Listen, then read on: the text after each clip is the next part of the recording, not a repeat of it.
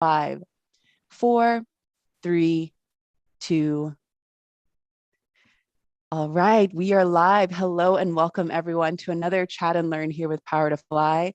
My name is Mariella Marie, and as always, super excited to roll into this next hour with you all. We have a lot to cover today, and we have lots of people joining from all over. I'll give you all a shout out shortly. I see that a lot of people have dropped in the chat box where they're calling from today. And since we're calling from all over, we're spread across a couple continents here. I just want to make sure that we go over some quick housekeeping rules so that we all feel comfortable and confident in this next hour. So if you are here live with us, thank you so much for participating. If you're rewatching this, we appreciate you for rewatching this as well. But if you're here live with us, feel free to participate in a number of ways. You can turn your cameras on if you feel called to do so. I believe in visibility. I'm not afraid to kick people out. We want to make sure that this is a safe space and everyone's voices are being heard. And you can also, show yourself to Moodys today. Moodys is here to share what they're working on, why they're excited to work at Moodys. This is just another opportunity for you to have that face-to-face, virtual face-to-face time with them. So feel free to turn your cameras on if you feel called to do so. No pressure, as I know that video fatigue is real. In that case, just hang out with us in the chat box, and we're happy to have you participate in that way. If at any point anyone would like to share their voice and hop off of mute, you can let me know that you'd like to hop off mute by raising your emoji hand. That will let me know that you'd like to be added to the queue. You can also write to me privately or in the public chat, letting me know that you'd like to speak. And then at the appropriate time, I'll give you permission to hop off mute. Now, if you do hop off mute, you will be featured in our live recording as this is being recorded. And this is just a good reminder to let you all know if you signed up for this chat, be looking out for a rewatch email. And that rewatch email will have a link to this recorded video because we are streaming live now. And we'll also have any links to resources that I might mention or that our guest speaker might mention so that you all can easily access them there. So be looking out for that rewatch email. And I will also say that if anyone has any sensitive information and you prefer to be kept anonymous, feel free to find me in the chat box under Mariella Marie, write to me privately, and I will raise your question or your reflection and keep you anonymous. Now, the last thing I'll say is we'd love for you to follow Power to Fly on socials and subscribe to our YouTube channel so you can keep up with all the great chats we've got in store. And before I pass the mic to our guest speaker, I just want to encourage you all to follow Moodys on Power to Fly. In just a few moments, I'm going to grab a link and drop that in the chat box so that you all can follow Moodys on Power to Fly. Now, why would you do that? That lets you know whenever they've got new content that we're posting, any interviews, any blog posts, any virtual events like what we're doing now. That also lets Moodys know that you're interested in working with them so that you can, begin to network and join meaningful community there. So I will find a link in just a minute and drop that in the chat box for you to easily access. And I just encourage you all to follow Moodys on Power to Fly. All right, so without further ado, I'm going to pass the mic to our guest speaker, Sadia, who's calling from New York today. Can you let us know a little bit about yourself and what you're excited to share with us today? Sure. Hi, everyone. Welcome to our chat. I am Sadia Nabi. I am Vice President at Moody's Investor Services. I'm a Senior Analyst in the Financial Institutions team. And my background has always been in credit risk management, either as a regulator for Federal Reserve or with banks, and also as a risk officer for an international fund. So, I'm very excited to be here because this topic is very near and dear to my heart because I think that to be your best self and to bring your best self to work also incorporates you as a whole person, right? You're not one person at work and then another person at home. Whenever you're working, you're also a mom or a sister or a brother or a parent, or might have aging parents, or you have pets. So the best way to put your best self forward and to put your best work forward, it also incorporates your mental health, not just your physical health and what's going on with you. So this is a very near and dear topic to me, and I'm very excited to be here and share my experience with you and also give you tips of what's worked for me, what's not worked for me, and what Moody's as an organization is doing also to support mental health. Awesome. Thank you so much for that beautiful introduction. And lots of folks have submitted questions previous to this conversation. So in just a few moments, we are going to roll into those questions. But Sadia, I'd love for you to set the stage for us by covering some principal themes for today's conversation. Sure. So the three main themes that we're going to cover in today's conversations is, in the first WC, tip to improve communication with your colleagues to create a safe mental space at work. And I think organizations are realizing more and more that a happy employee is a productive employee. And the fact that you're creating space to have these conversations is going a long way to remove stigma. So communication is very, very important to remove the stigma around mental health. The second aspect is how to use delegation to increase mental bandwidth and productivity. Obviously, some key tips that you can do, that we can do, that managers can implement to create a safe and productive mental health environment, right? And then lastly, how to create professional self-care routine to protect your mental health at work. And I'm hoping to share tips that I've worked, tips that I use in my day-to-day life, and that helps me be more productive, tips that I've learned from colleagues. And we're going to be talking about some of that as well. Awesome. Thank you so much for setting up the stage. And now I'm going to stop sharing my screen so that I can pull up these awesome questions that folks have submitted previous to the conversation. So I just want to highlight again, if you're just joining us, hello and welcome. And we're just going to roll into the questions that you all have submitted previous. And if you hear your question come up, you're here with us today. We want to know that you're here. So just let us know in the chat box. We just want to make sure that we get your question covered. Now, if you didn't get a chance to submit a question, or maybe something comes to mind in the moment, please feel free to use the chat box to write down those last minute questions. And as time allows, I will raise those questions or reflections even to our guest speaker. So let's start with this first question here. What would you consider a sustainable work environment when it comes to mental health? Um, uh, Marielle, this is a really good, Mariella, sorry, this is a really good question to start off with, because there's two aspects over here, right? What does mental health mean? And then what is a sustainable work environment? Because the answer is different for each individual. And before we can even address what works or what doesn't work, we have to step back and see, well, what does mental health mean for us? And consider this, the EKG, the heart line, it's always going up and down. You don't want to see a flat line because that means a person has unfortunately died. So life is a little bit like that EKG line. I love using that as an example. Some days are great, some days are not so great. Thankfully, the ones that are not so great don't always last, and unfortunately, the great days don't always last either. So throughout this, we have to figure out, well, what is our best self? Sometimes, some days our best self is like you're knocking out the reports, you're having successful meetings. Other days, our best self is like, oh my God, if I make it through this meeting without embarrassing myself, that's going to be a great day. So the answer varies from day to day, right? Like life, no work day is the same. Sometimes it's a little bit more challenging. Other times there's a lot more demands, and other times there are easier days as well, right? So to figure out what works for you is very important. Incorporating mental health as your everyday routine is very, very important. We take care of our diets, we take care of our heart, we take care of by exercising. We're incorporating all these things, but we're not so much thinking about what works for us. What I can tell you, what is sustainable at work is, if you find yourself that you're always putting out fires, you feel like you're always putting out fires at work every day of the moment, every day, every moment, that means that this is not a sustainable work environment, right? It shouldn't be like this every day. Now, that said, some days are great, some days are not so good, and that's okay. But it shouldn't be in a process where you feel like you don't have time to take a breather. So that's a big red flag. So you have to stop at the moment and analyze the situation, right?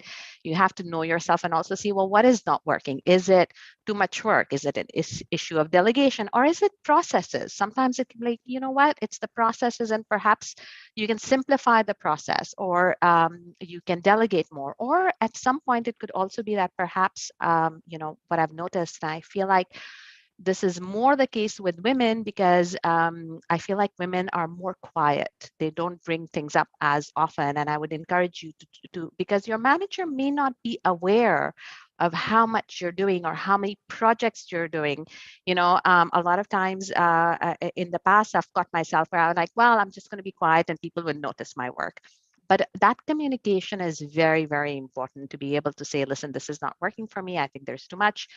What can I do to improve it? Because if it's some part of understanding your what is important for you and what is sustainable for you also requires doing a little bit of taking the time to think about it. Well, what is working and what isn't working, and then asking the listen, is it a temporary stressor, just because all of a sudden, because of either market dynamics or something has happened, there's always going to be challenging days, but every day should not be a challenging day. And if it is, it requires you to stop for a moment and see what it is that's causing this problem. And a lot of times communicating this also is a part of the solution. Am I taking on too much? Am I perhaps not delegating enough? Or am I not approaching this properly? Maybe there's something that the workflow has to improve. So there's a lot of questions and a little bit of you have to be a little bit of a detective to figure out what's going on. But find out first, is it working for you? And if not, what's the solution? I love the self-reflection piece because people who have joined the chats where I've moderated before, you all know that I love speaking about the importance of emotional intelligence at home and at work. And for me, one of the foundational parts of emotional intelligence that more and more people are calling power skills and essential skills instead of soft skills is that self-reflection piece, self-awareness, right? So being able to check in, as you're saying, check in with yourself and see, is this sustainable for me? Is this putting me in a high vibe, or do I feel low? Do I feel overwhelmed all the time? So you're checking in with yourself. So first you're communicating with yourself, and then you bring that communication to other people to see maybe if it's about the process, if it's about the values, if it's, about just, is it a bad day in general for everyone? So I love that you first start from within, checking in with yourself, and then moving out to other people. So thank you for that reflection there. And actually, this is a good bridge into our next question. How can we start building a company culture with boundaries that protect our employees' mental space? I love this question, and it goes to what managers can do, right? What employers can do. So I'll share a tip that we implemented in our team. Now, with a little bit of a caveat, okay? So and I'll tell you what the caveat is. So we decided that, listen, we're not going to email on weekends, and we're going to avoid emails after 6 p.m. It's a simple tip, right? But some of folks, the caveat is that sometimes, again, those challenging days happen where just as market closes, one of your issuers in your portfolio announces that they're doing a merger. Now, my whole job as an analyst is to be able to comment on exactly these kind of things. And sometimes it happens, it's unavoidable, and you kind of, that rule goes out the window. But thankfully, that's not every day. It's once in a while. So there are exceptions to this, but they are not the norm. But this rule helps. Now, I have, and we were a little bit smart about it. For example, in Outlook, that gives you an option that you don't have to send the email. You can write the email, you can save it, you can also press send, but you can tell the system that, okay, send it first thing in the morning at say 8 o'clock or 9 o'clock or whatever. That doesn't restrict you individually to work. As a parent, I found out that that hour between 5:30 to 7:30 is the time for the kids, right? So I can't be too much productive. But when they've gone to bed because they're still little, that's when a time when it's finally quiet and I can focus now. So I will be writing emails or I will be doing the work, but I'm not putting my schedule, burdening my colleagues on this, that, oh my God, if she's working at 8 o'clock, 9 o'clock, that means I have to respond to. So having that communication is very essential because it takes the pressure of employees. And I was very, very grateful for my manager to bring up this conversation, because he's like, listen, your schedule is your schedule. You have to see what works best for you, but there shouldn't be an expectation. So colleagues don't feel like, oh my God, my boss sent me an email at 8 o'clock, I have to respond, right? So that pressure went off a lot. I have another colleague who is a morning person, believe it or not. He's incredible. He wakes up super early, and his best time to work is 5 o'clock in the morning. Meanwhile, I'm like, no, no, don't call me before 9 a.m. Right? So he works. It's his best hours. He will compose email too, but that doesn't mean that at 7:30 I have to respond to this email. So just having that communication, and it does take a lot of pressure off. It does two things. It lets you know you can still work at the time that works best for you, but there's no obligation that you have to be responding to emails at ungodly hours. Your work is, say 8 a.m. to 6 p.m. is a reasonable time to be able to respond to people. Beyond that, there isn't an expectation that you need to be responding. So that was one practical tip that I can share. Another culture of boundaries that we implemented, with COVID, with Zoom, we found out that it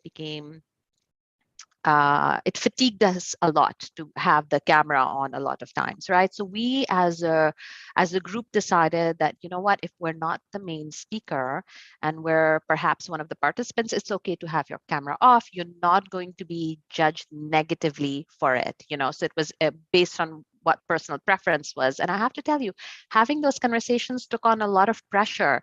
And it's simple. It's simple things, but having those communications, don't underestimate the value, of how it releases a lot of pressure on employees of what's the best way to behave, what's the best way to do this. At the end of the day, the work still gets done. Productivity has been fabulous, even though everybody's working from home.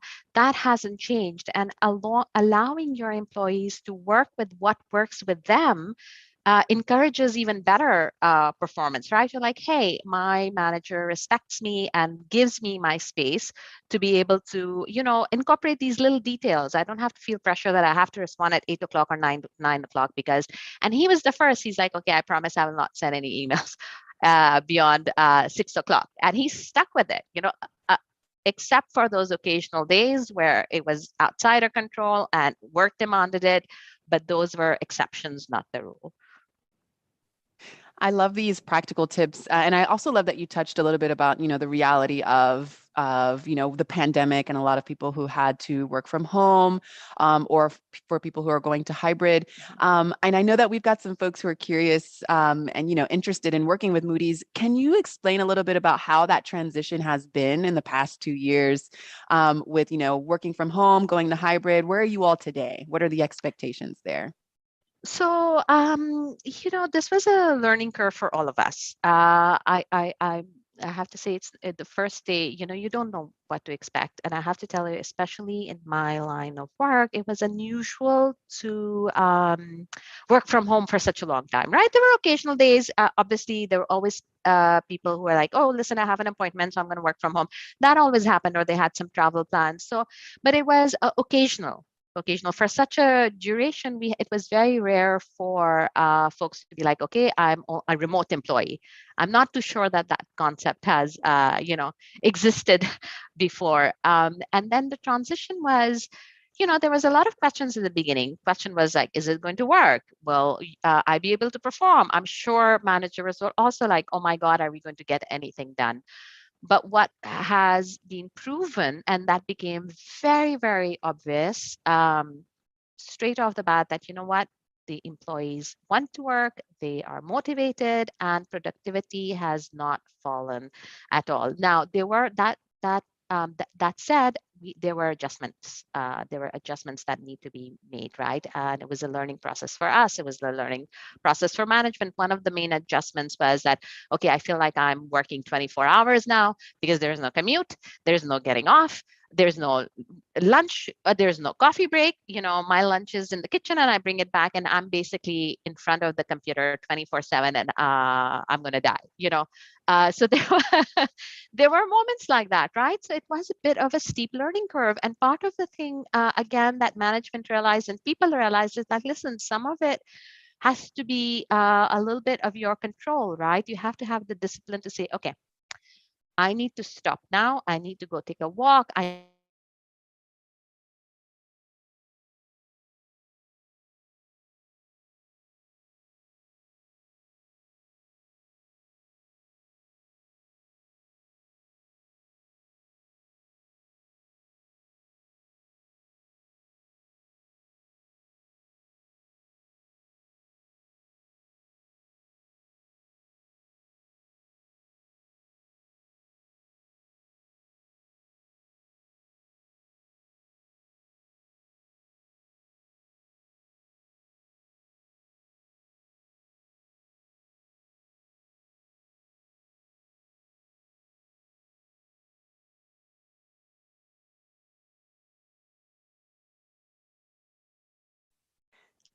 Hello, hello. Can you all hear me? All right.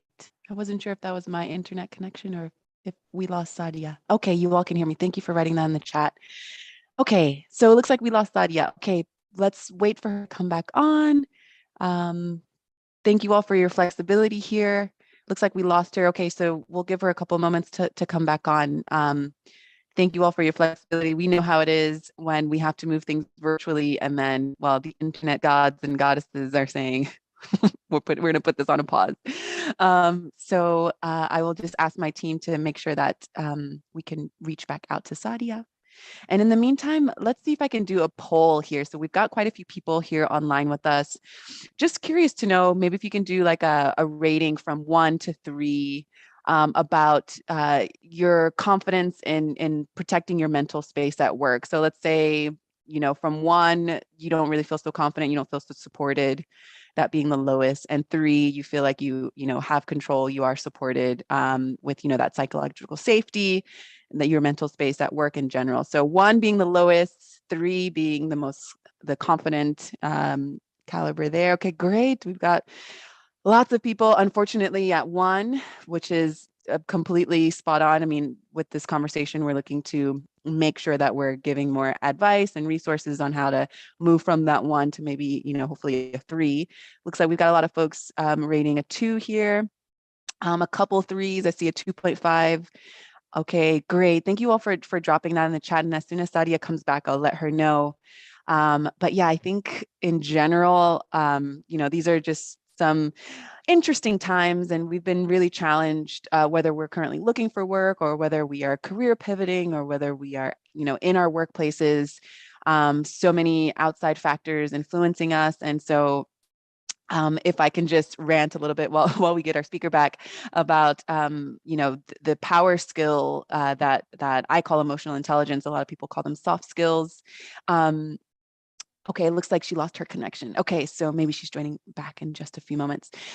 So one thing that I would offer as we wait for our guest speaker to come back is to start to, I mean, as she was alluding to, building a practice at home and even at work to make sure that, you aren't just blindly going through the day and then being overwhelmed with all of the things that might happen during the day. So if you can create your own, practice, your own new habits, maybe figure out which habits need to be replenished, which habits need to be canceled in your life, what's not serving you and your mental space, your mental safety, and then maybe adopting new ones. So just going back to the emotional intelligence practice, I enjoy journaling.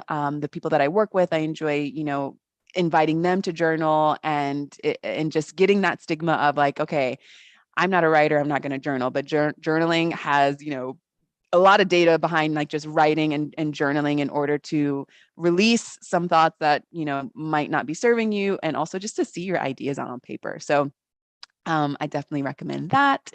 Someone has written, are you sending the recording? Yes. So you all will be getting a rewatch email with a link to this recording.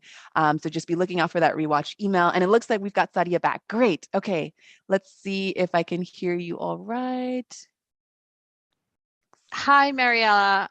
Yes, we see you and hear you. I am sorry. I'm glad that this happened because this stuff like this did happen during the pandemic, but I think I Yes. tried to join you over the phone as well. So let me just Yes. shut that off because No worries. And I was just telling everyone, we've been through this either with, someone having to speak and this happening, or being, joining a live event and this happening. So the good thing is we have learned how to be flexible, how to show empathy in these cases. So don't worry. We were so still, actually, I would love to flag to you. I asked the audience to rate themselves on where they are with their mental, with their mental health. And if they feel like they are able to be supported in their mental health, or if they need more support. So basically, to rate themselves as a number 1 if they feel, like they aren't able to protect their mental space at home or at work, and 3 if they do feel confident in that. So we got quite a few 1s, not a lot of 3s, and I would say it's toggling between 1 and 2. So just so that folks on the call here, are looking for that support and more resources to sure. have protect their mental space. Mhm. Absolutely. And I actually lost power for just a minute, and then it took forever to get the Wi-Fi back on and make this work. So I'm happy to be here. So I'll tell you tips. Because we did struggle. I think this is where I left off of. We did struggle a lot at the beginning of COVID. It was not easy, and we felt like we were all motivated to give it our best because it was a very confusing time, but it was also a very, very stressful time.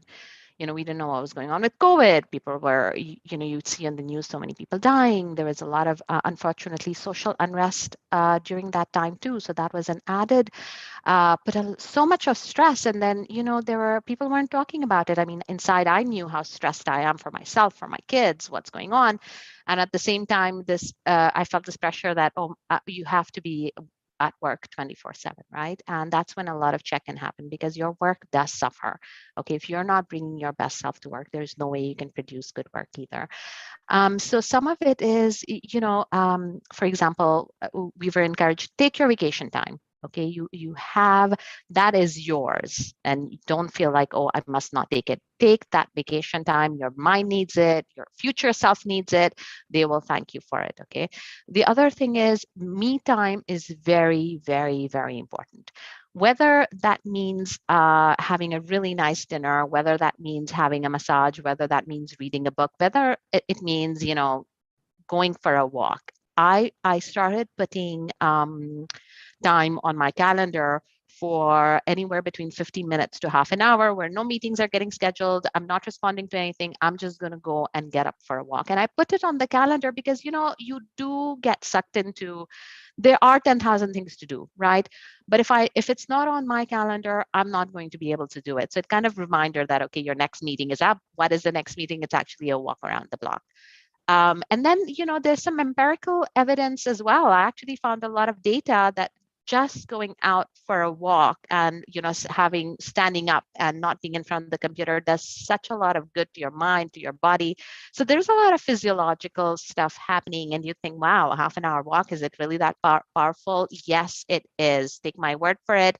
And there's a lot of data to support that also. But that me time is very, very important. When for those of us who've flown, hopefully there's always, remember that video in the beginning, they say, put the mask on you first. If you're able to breathe, you can help those people around you. Your work is very much like that too. If you're not able to help yourself, you can't help the work. You can't help anybody. You can't help your family. So don't underestimate me time. It's not a selfish thing to do. You're doing a favor for yourself and for everybody else and for your work. And never in the history of the universe have I ever heard that, oh, somebody got sick and the company collapsed the next day. Never. It's never happened. People leave all the time. People, move cities. 10,000 things happen, and the work or the organization doesn't come to an end. So but unfortunately, if a person is not taking care of themselves, again, the organization continues, but you suffer. So it works both ways. That me time is very, very, very important. And I'm really hoping having the conversations around mental health will also encourage you to have these conversations with your manager and your team. I love this. I love that you are highlighting, just what a little bit of walking can do. And believe it or not, I'm just going to drop a link in the chat box. We spent an hour with a guest speaker speaking about how walking can improve your mood, fuel your creativity, and increase your productivity. And she was also sharing data. Just simple walk can just relieve a lot of things, and bring creativity more to the surface and help you just to digest and move on with your day. So I know you spent you highlighted it, but I just want to show that there are a lot of people that dedicate their work and that bring this data up to the forefront, that something as simple as walking, even though it sounds so simple, is so good for your mental health. So thank you for highlighting that. And I've dropped a link to that previous chat there in the chat box. I do have a question here that's coming up in the chat regarding setting boundaries. So would love to hear how we can feel empowered to draw those boundaries when it doesn't feel like you are supported by the employer or your environment. That's a good question, because there is a struggle, right? And the struggle is very, very real between what expectations are, and what your expectations are of yourself, what your employer's expectation is of you, and what you can actually accomplish. So there's 2 tips that I can give you, and managers, if you're online today and you're listening, this is very, very important, right? Have those conversations, have schedule, whether it's 15 minutes or half an hour, schedule a bi-weekly, every 2 weeks call with your manager. And you can talk about a few things. You can talk about, here's what I have on my plate. Here is, by the way, what I have accomplished, A, B, and C. Here's what I did. And here is what is remaining. These are my to-do list. And also talk about the timeline. Okay, again, about, this I can deliver by this date, but, because of this project, I can deliver this at a later date. 2 things are happening over here. Okay, first of all, you're letting the person know you can't imagine how sometimes folks don't know how much you're working or what is going on. Unless you speak up, they wouldn't know. Right? So it's important to let them know, here, by the way, this is done. This is what I did, ABC, pat on the back. It's very important to speak up. 2, here is what I'm working on. And 3, here is when it's going to be delivered. Now, managing expectations is half the battle. The problem arises when, suppose your manager thinks, okay, you should have finished this project together. I'm getting it first thing Monday morning. In reality, you've been working on 2 other projects, and that project is not going to get done for another 2 weeks, right? The problem arises when the expectations are not being met, and then everybody is upset. The manager is upset because he's like, hey, what's going on? And you're upset because you're like, oh my God, my manager wants me. What does he think that or she think that I'm a superhuman or whatever? So having those conversations is very, very useful. And it allows for another space, check in as well. Don't let it just be a work conversation. You're not a machine. It is okay to say, oh, hey, you know what happened? My son had the flu and he was home from school yesterday. But, have those conversations, whether it doesn't matter. It makes it more real. Okay. It is also, brings your human side, not just the machine working all the time side, right? And it broadens perspective of your manager, and I encourage managers to also check in with your employees, not make this just a work conversation. Yes, the work conversation is important, and to stop and ask, hey, how are you doing? What else is going on? Are you okay? Having these conversations really, really matter. And I will give you an example and I think it comes later on in your questions as well. When I joined Moody's, obviously as a new employee, it's very, very natural to feel a lot of pressure about, okay, I'm new, I'm working with such fantastic analysts who've been doing this forever. I need to prove myself that I'm, capable. So there's a lot of pressure, especially the first two few months. Your manager doesn't know how you work, what your performance is. So, you want to do your best. You want to put it's a little bit like, it's funny, when you start dating, you always want to bring your best self to work. So dating, it's a little bit like that. But 2 months, not even a month into, believe it or not even a month into my employment, my father-in-law passed away. And it was a very difficult situation. We couldn't get there. We couldn't be at the funeral because there was a lot of complications, and my spouse was very, very stressed. Obviously, it was a difficult time, right? And in my mind, I'm thinking, oh my God, if I take days off now, or if I don't show up to meetings, my manager is going to think, oh my God, we've made a mistake. We've hired the wrong person. And but you realize that a lot of the struggle is in my head. I was like, this is a real situation. I need to be able to process my grief. I need to be here for my spouse. I need to be able to process this. I don't know what to do. And I did decide to be an adult about it. And I did call up my manager and I said, listen, I know it's only been a month since I've been at Moody's, but this is what's happened. And I'm struggling a little bit. I know I have these meetings, but I'm struggling to and it turns out that Moody's has a bereavement policy. Not only that, because my manager was knew of the situation, he's like, no problem, let's shift this meeting. We have another colleague that can cover this. You take a couple of, however, you take what you need to do to deal with whatever it is going on at home, right? So a little bit of, I encourage you to be a little bit brave. to bring this up. The first step is to have those conversations. And believe me, on the other hand, you're talking to people as well. They're humans, right? A lot of times we assume that we're only talking about works and nobody else has emotions, nobody else has problems, nobody else has parents, which would be, wow, incredible, right? Everybody has parents, everybody has relationship, everybody has life experiences, and you would be surprised having that resonation with other people. Bringing your humanness to any conversation also encourages other people to bring their humanness to the relationship as well, right? And I know it requires us to be a little bit brave to have these intimate conversations, but I do encourage them, and you'd realize that a lot of times you'd be so surprised. I actually had a very, very senior there was an unfortunate incident which I haven't shared much, but I had a miscarriage once, and it was a very difficult time, and I couldn't focus. It was emotionally very traumatic, and I couldn't focus.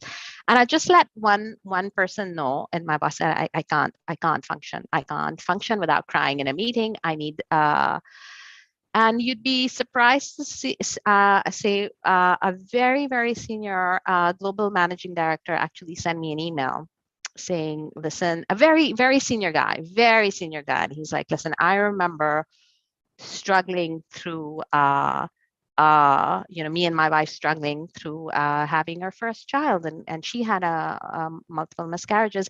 Listen, this guy, you think old fashioned, always in a suit, always in a tie.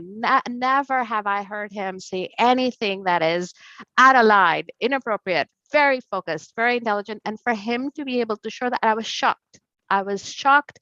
I think I still get teary eyed when I remember that, because it meant a lot to me for him to reach out and say, I understand, you know, and we understand that this is a difficult time. It still makes me teary, but if I hadn't spoken up, I would have suffered through it silently. I would have been short with perhaps employees, without other colleagues, without realizing it. Perhaps there could have so many things that, because it did impact me very, very deeply, and I couldn't function. There was a little bit of period of time where I couldn't function, and to be able to bring that up and say, listen, I'm struggling at the moment. It also shows the employer that, you know what, my work is important to me. This organization is important to me. And the fact that because I took a step, a very senior person who had never imagined also took a step. And I'm like, oh my God, there's other humans at work and they have feelings. And this is a life experience that others share too. You will find the support. You will find the support. I'm thinking 9 out of 10 times people are going to be understanding and kind about it, because so I encourage you to have, they're human. They've had life experiences as well. I'm encouraging you to have those conversations. I love that reflection. Thank you so much for sharing, a bit of your journey and this intimate part of yourself that, there's a saying that we can't speak about the professional without talking about the personal, because we, historically speaking, we've had to check a lot of things at the door, especially, marginalized communities. And now we are asking that, we want to bring our full selves and our authentic selves. So, hearing your story, it just, empathy is contagious. It can be contagious, right? So, when you're showing empathy, or when you're showing your humanity, it can spark other people, even, higher in leadership in your case. So thank you for sharing that. Maybe some people needed to hear that on both sides, whether they're in the leadership role or they're looking to be leaders. I think it's very important to hear that. And just to comment on some things folks are writing in the chat box, Mia writes, we need to have these conversations, but we need to have a safe space. So yes, I absolutely agree.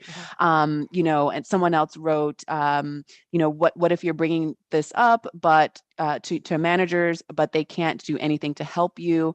Again, empathy can be contagious, and just being a drop in the pond, whether you think that it has a, huge effect or not, it has a ripple effect. So if you're a manager and you're overwhelmed with a lot of things, show empathy. What would you like someone to do if you were in their shoes? What would you like someone to do for you? We have someone here who's written ideas for managers or to bring to your manager. I incorporated team walks, 30 minutes while we were locked down. We joined a Teams meeting from our phones and walked together. The only rule was that we weren't allowed to talk about work. It was great to get away from our desks and build camaraderie. We've been doing this for almost 2 years now, and I have no plan to take this off our calendar. So thank you so much for dropping that in the chat. Sadia, would you like to comment on anything that folks are dropping already in the chat box? I really like that idea. I mean, that's interesting. I especially like the idea where you're still talking and you're having a little bit of fun together, right? This goes to show a little bit of spending some time to think about it. Amazing ideas can come by, right? And I like the idea we're walking and talking and we're not talking about work. I would encourage managers to, when you're having that one-on-one, to schedule weekly, bi-weekly check-ins, whether they're 15 minutes or half an hour. Yes, they can be about work, but also have a little bit of opening to talk about nothing at all. Just talk about, talk about you. Talk about your experiences, their experiences. It can be. It doesn't always have to be something incredible, something heavy. It can be like, okay, you know what? I really like opera. Or so just having these conversations makes it easier for employees to also have meaningful conversations. There is no such thing as small chat. It's always beneficial and meaningful. Having that avenue to have these conversations, you learn a lot about another person, and you also increase the motivation of your employees to be better than they can be. It's incredible. It definitely increased my motivation, my experience. It was just a quick little touch in, and it definitely increased my motivation a lot. Beautiful. Thank you for sharing. And just folks are writing in the chat box, thanking you for sharing your vulnerability there and showing, reminding us to share humanity with others. And also folks are chiming in that they love the idea of having those walk and no work talk conversations. Let's move on to this next question here that was submitted previous to the conversation. How to normalize mental health issues, especially in COVID times? How should we address this topic with our managers?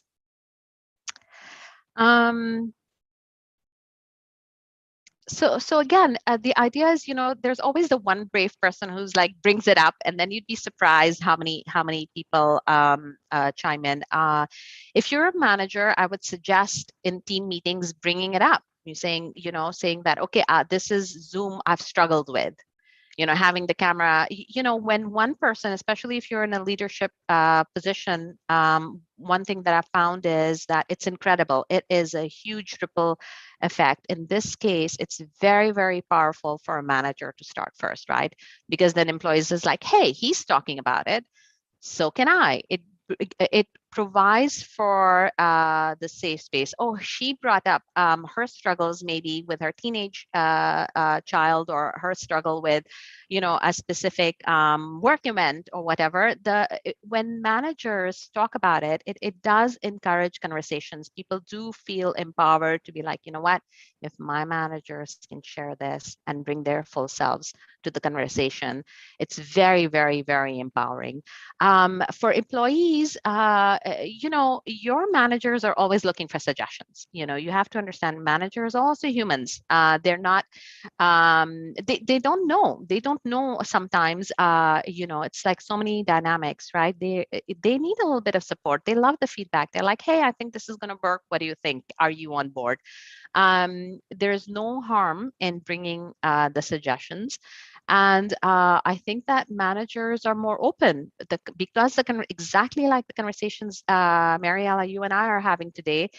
Things are changing, things are opening up. You would find that managers I think are also more open to say, okay, how can we improve our mental space, mental health for this team?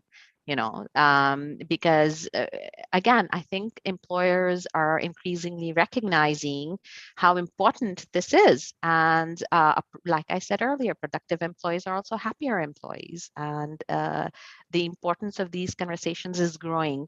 So I feel like managers are going to be more open. So don't be shy, be a little bit brave, bring it up, maybe give, on a one-on-one or in a team meeting, say, what can we do to be more productive and improve our mental health?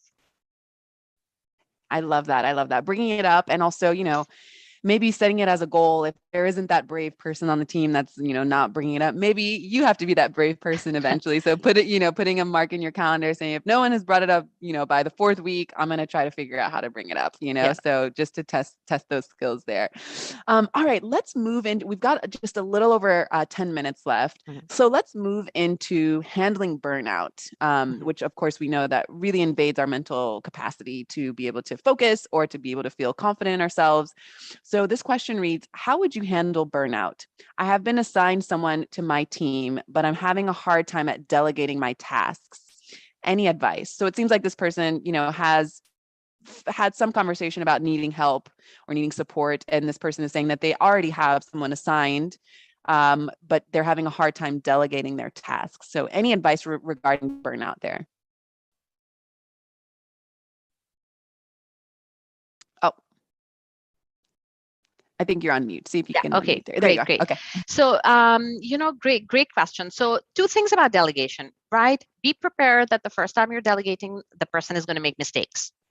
Okay. There's no such thing because this is the first time somebody could be doing this and they're learning. So, I think the fear of delegation comes from that if I don't do it, nobody else is going to do a great job. Well, two things are there. First of all, people will appreciate you delegating because that's how they learn as well. And in the beginning, you might have to be a little bit more involved. If you recognize that's just a process, it's a first step. It doesn't mean that, oh my God, if somebody makes a mistake now, that's it, I can never delegate again. No, it's a learning process, right? That's number one. Number two is I think sometimes people fail to understand that it's not so much individual star power, right? How well the department does or the team does, it really, really is team effort.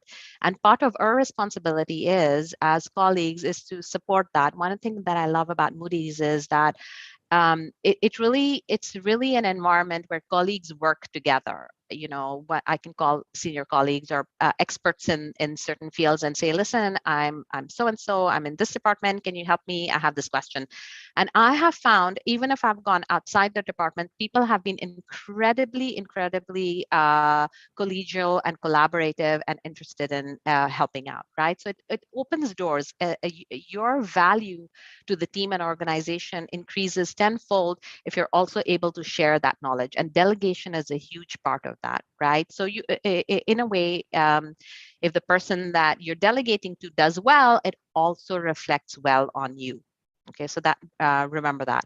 The other thing is nobody can do it all, right? You hopefully you're somebody who wants to grow within their organization and wants to grow in their career, and that means taking more responsibility. And you cannot have the space for more responsibilities or more opportunities if there's no space. And to create that space, delegation is very important. So for you to be able to progress in your own field or in your own, you have to be able to delegate, otherwise you're stuck. So you're by not being able to delegate, you're almost doing yourself a disservice. So those are the two things. I know it's not easy, but be prepared that mistakes are normal and they shouldn't stop you or make you fearful that this is not going to work. It's absolutely going to work. In fact, when you're training somebody or helping them through that process, you yourself learn a lot more and become more of an expert in your own field. Great. Thank you for that advice. Actually, I'd love to bridge into this next question here, just to continue the burnout conundrum that we're all, curious about how to avoid or how to just be better, at not reaching that point. So this question reads, I am new to the team and feel the need to prove myself. How can I build trust with my manager while not overworking and burning out? Conversations. Like I said, your manager is not a psychic. We don't like to believe that they know exactly what we're doing, but no, most likely they're managing a team. They have their own portfolio. They're not going to know what you're doing or what you're capable of unless you speak up. So, if you're not doing so already, I encourage you to go to your manager and say, listen, we need to schedule 15 minutes every 2 weeks or every week or half an hour every, so often, so I can tell you what I have worked on, what I am currently working on, what went well, and what I'm currently working on, here's the deadline. Now, two things will happen. Your manager will know, oh, you finished that? Fantastic. Because trust me, your manager may not know, what all you've done. They're managing, they could be managing other people, and it's not always, it's not always obvious that they know everything. They don't. They're not psychic, like I said. And the other, it also gives them an opportunity that, okay, this project is more important. Why don't we focus on this one first? This not so important. It's not a priority. Or they actually have data or may have more information. Say, okay, this is mission critical. This is or this is not mission sensitive and can wait a little bit, or this is an absolute priority because we have to, it's time sensitive. Sometimes it's a matter of timing too. In my world, old news is not so useful anymore, so you have to be able to comment on an event, right? So timing sometimes, so reprioritization is very, very important. But tying in your manager to reprioritize is an efficient way to do it. This also, don't be afraid to say, listen, I have too much to chew right now, because what ends up happening is if you don't speak up, there's a danger that the job won't get done well. And then when you're presenting a job that wasn't so done well, your supervisors may not know, well, why didn't you speak up? They'll see a shoddy job, for example, and they're upset with the performance. And meanwhile, you're thinking, well, what do you expect? I had 10,000 things to do that you gave me to do, So prioritization, prioritization, prioritization. You have to be like a general, military general. Say, what is mission critical? What is important? This I need to focus on. This, not so much. I can be a little bit more supportive. But sometimes always tying in your team or your manager in this process is very, very key. But if you're going to keep quiet about it, believe me, that burnout is in the future. Okay, there's no way avoiding it. And if you absolutely can't, it is important to speak up and say, listen, I want to do a really good job on this project, but I'm not able to focus resources because A, I don't have the resources, and I don't have the time because there's too many other things. You give other people an opportunity to either delegate or reposition or say, okay, let's change particular deadlines. There's always room and capacity available. I love that. Over communicating, right? So that you don't take all the burden, and, maybe things get sticky a little later, but if we would have, used the time before to speak up, then maybe, we could have alleviated some of that.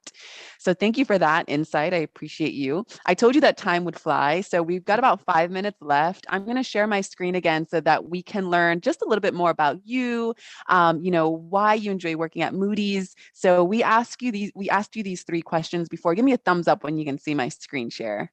Sadia, making sure you can see what I see. Okay, perfect.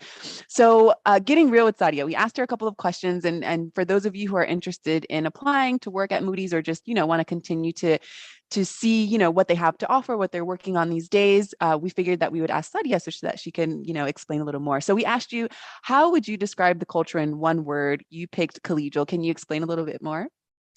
Absolutely. So,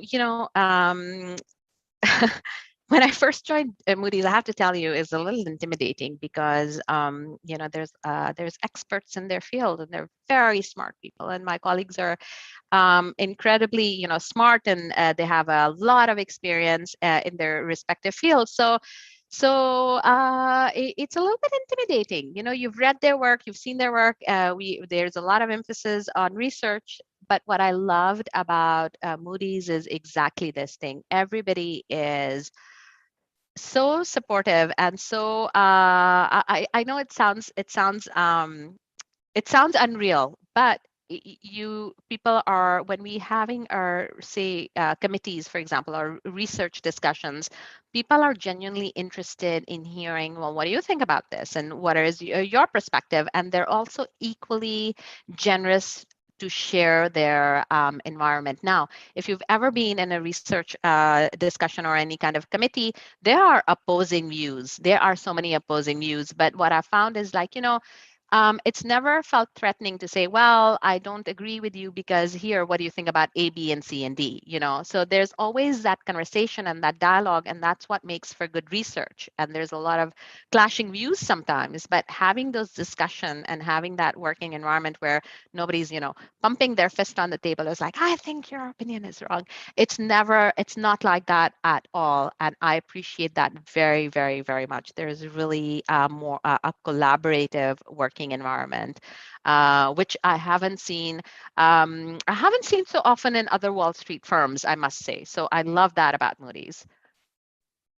Awesome. And this is a great bridge into this next question. You're already speaking about collaboration a little bit. So what's your favorite part about working at Moody's? And you wrote collaboration with other teams and access to incredible talent. Can you explain a little bit more there? Yes, and I'll give you an example, right? So I cover financial institutions, and my background is banking or regulatory risk for financial institutions, and anything to do with banks and finance companies.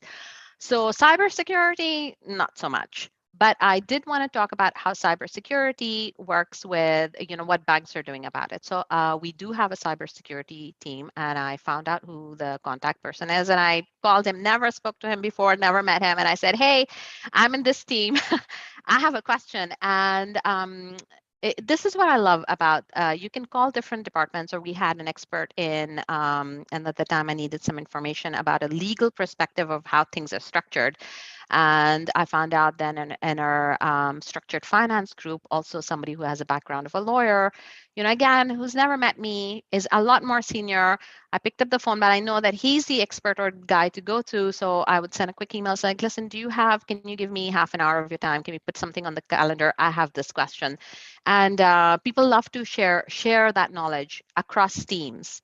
There's a culture of that the best research is going to be when you're looking at different perspectives and bringing in different people together. My own work gets more meaningful because I have also the insight or a different perspective from somebody outside my team. And people have called me too, it's reciprocated a lot of times. I'll get a call from outside people from my department and be like, hey, can you do this? Do you know anything about this? And I've never experienced anybody saying, hey, I'm too busy, I can't help you. Never has that happened to me. So it's really is something else. And these are folks that you have heard of, you've seen them publish, you've read their reports. So it's very exciting. Awesome. It sounds exciting. So we've got about 1 minute left, and I would love for you to just touch on this last question here before we run out of time. Also, for folks who joined us live, I dropped a link in the chat for you all to be able to easily access Moody's page on Power to Fly so that you can follow them and catch up on more content there. But last question before we end this conversation here, what are your top tips for someone who is interviewing? And you wrote, emphasize how you have collaborated with others or across teams and show your passion for research. Can you explain a little bit more? Yes. So, one thing I've noticed is that people are very enthusiastic in Moody's, right? Because they love what they do. So that enthusiasm is a little bit catchy. If you're passionate about, say, research, or if you're passionate about, hey, there's this paper that I wrote, I think that helps. At the end of the day, the reports that we write them well. We're trying to follow what's important, what's dynamic, what are the credit implications that matter.